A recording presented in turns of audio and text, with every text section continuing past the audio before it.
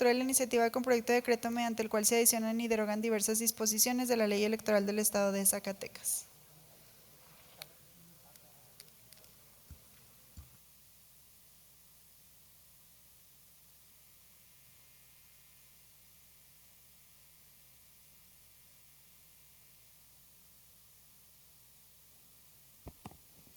Con su permiso, diputada presidenta. Adelante, diputado. Le solicito me permita presentar un resumen toda vez que el documento se encuentra íntegramente en la Gaceta Parlamentaria de este día. Gracias. El que suscribe, diputado Marco Vinicio Flores Guerrero, integrante del Grupo Parlamentario de Movimiento Ciudadano de la Honorable 65ª Legislatura del Estado de Zacatecas, con fundamento en lo dispuesto en la legislación aplicable, elevo a la consideración de esta Asamblea Popular la presente iniciativa con proyecto de decreto al tenor de la siguiente exposición de motivos.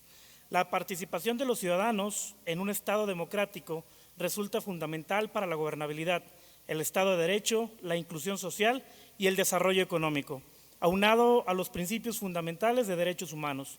El derecho a la participación juega un papel determinante para el fortalecimiento de las y los ciudadanos y sus grupos, elementos sine qua non que se pueden reducir la pobreza, la marginación, la desigualdad y la discriminación.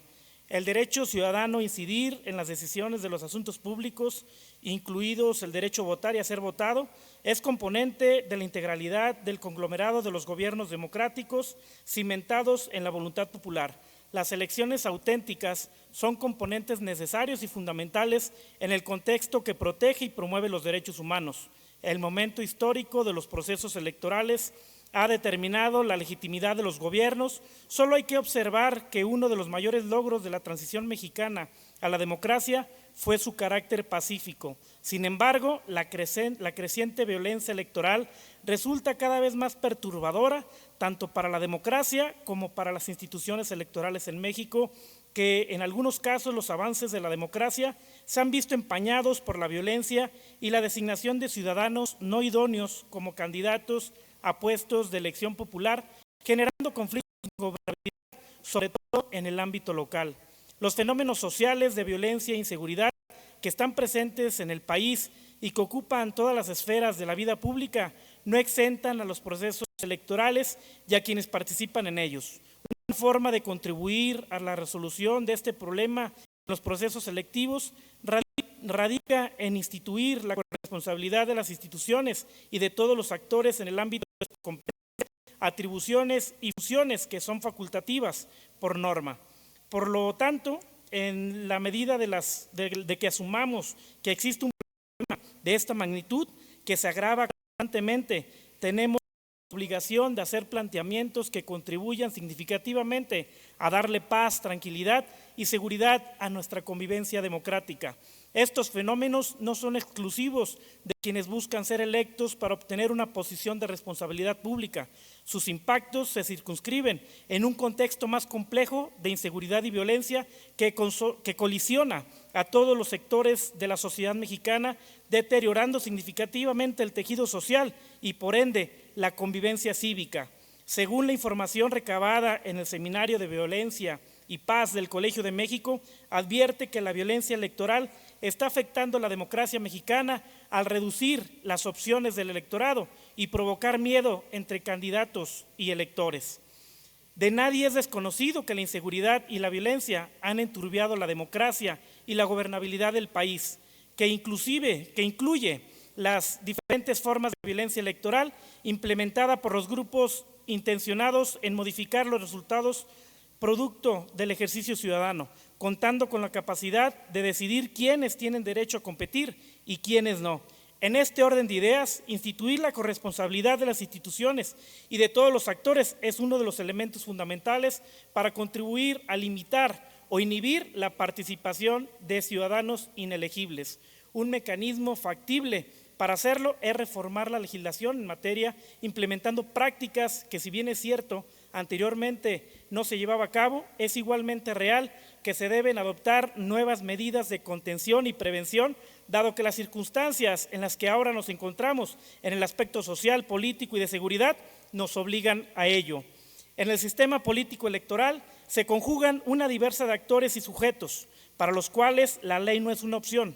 Es decir, todas y todos, en la medida de sus atribuciones y participación, tenemos la responsabilidad de acatar la norma o un catálogo definido de atribuciones, facultades, responsabilidades y prohibiciones.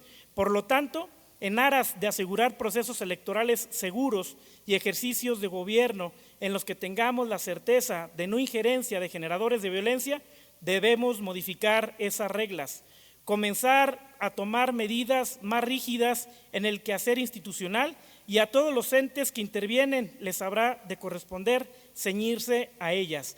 Por lo anteriormente expuesto y fundado, sometemos a la consideración del Pleno de la Honorable 65ª Legislatura del Estado de Zacatecas esta iniciativa con proyecto de decreto mediante el cual se adicionan y derogan diversas disposiciones de la Ley Electoral del Estado de Zacatecas. Artículo único. Se adicionan las fracciones 14, 15 y 16 al artículo 12.